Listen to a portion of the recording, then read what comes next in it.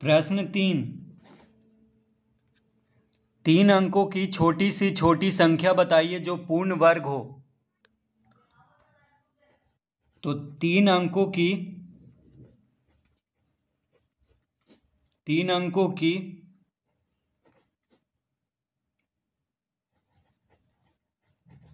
छोटी से छोटी संख्या। तो 3 अंकों की छोटी सी छोटी संख्या क्या होता है? 1 पर 2 शून्य देंगे यानी 100। देखिए 3 अंक है इसमें, 1 0 0 3 अंक है। और ये सबसे छोटी संख्या होता है 3 अंकों की, यानी 100 के पहले क्या आता है? 99। 99 क्या हो गया? 2 अंकों की संख्या। तो 3 अंकों की संख्या 100 से शुरू हो जाती है। तो 3 अंकों में सबसे छोटी संख्या हो गया 100। तो 3 अंकों की छोटी सी छोटी संख्या क्या हो गया? 100 हो गया। अब देखिए 100 पूर्ण वर्ग है कि नहीं ये कैसे पता चलेगा? तो इसका वर्गमूल ज्ञात करेंगे। तो 100 का वर्गमूल क्या होता है?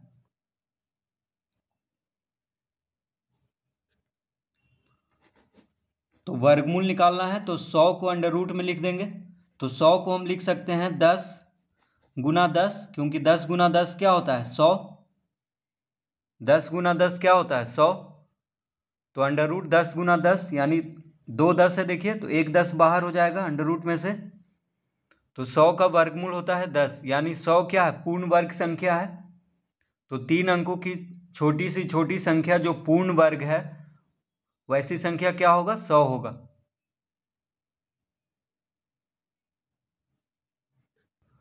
तो यहां पे लिखेंगे अतः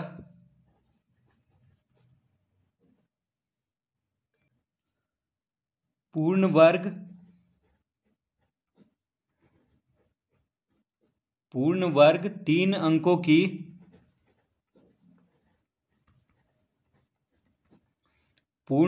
3 अंकों की सबसे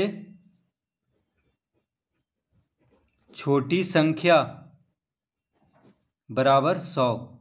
यानी 100 जो है 3 अंकों की सबसे छोटी संख्या है और पूर्ण वर्ग है, यानी पूर्ण वर्ग 3 अंकों की सबसे छोटी संख्या बराबर क्या हो जाएगा? 100।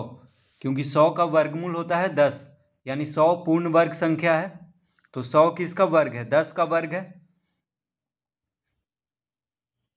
तो इसका उत्तर आएगा 100।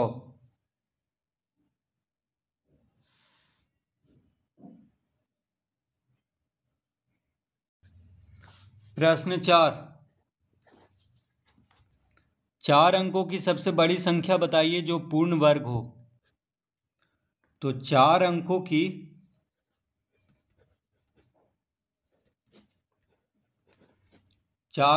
सबसे बड़ी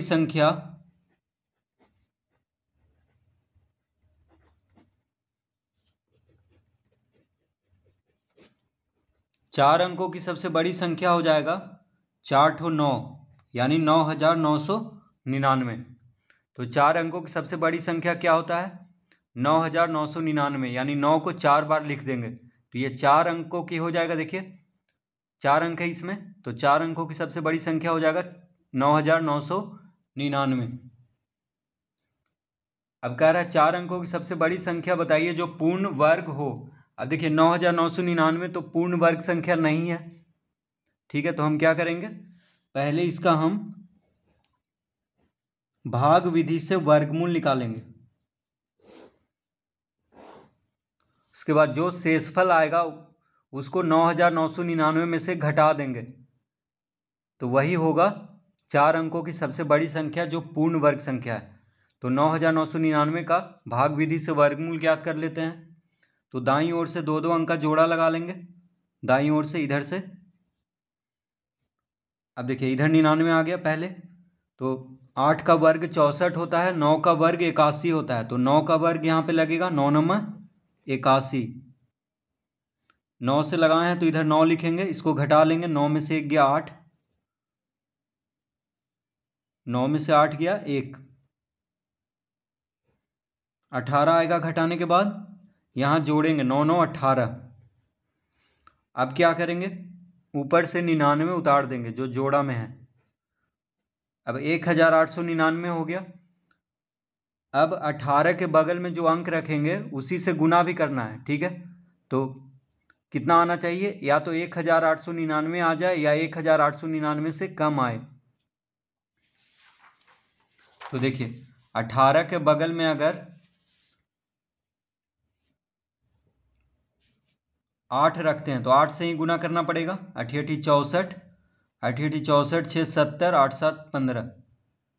अब अगर 18 के बगल में 9 रखेंगे तो 9 से ही गुना करेंगे। 9 9 81, 9 8 72, 8 80, 9 8 17। तो देखिए ये लगेगा 9 बार में। 9 9 81, हाथ में रहा 8, 9 8 72, 8 80, 9 8 17, यानी 9 रखेंगे यहाँ पे और 9 से ही गुना करेंगे। तो यहाँ पे आ जाएगा 1701। यहाँ पे 9 लिखेंगे क्योंकि 9 से लगाए हैं। यहाँ पे घटाएंगे, 9 में से 1 गया 8, 9, 8 में से 7 गया 1। यहाँ पे जोड़ेंगे 9 9 18, 8 1 9 1। तो शेषफल कितना आ गया, 198। शेषफल आ गया 198, ठीक है। अब नहीं लगेगा।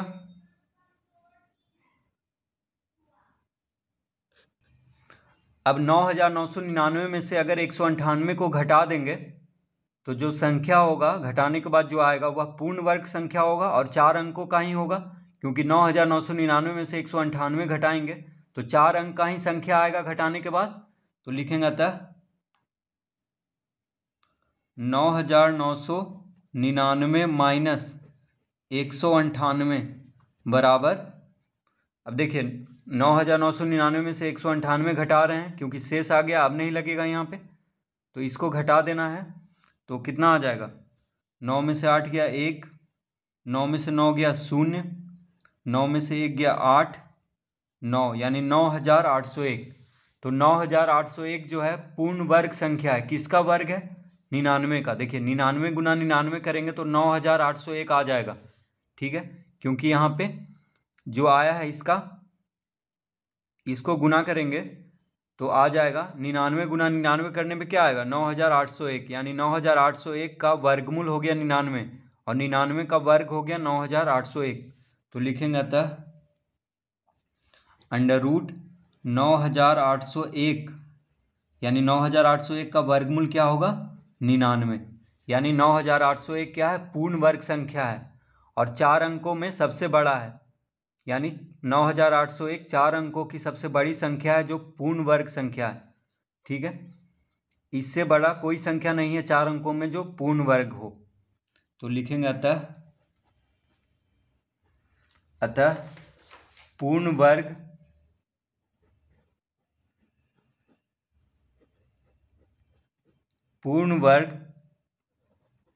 4 अंकों की सबसे बड़ी संख्या बराबर 9801, यानी पूर्ण वर्ग 4 अंकों की सबसे बड़ी संख्या क्या होगा, 9801 होगा। तो इस तरह से प्रश्न 4 हल करेंगे।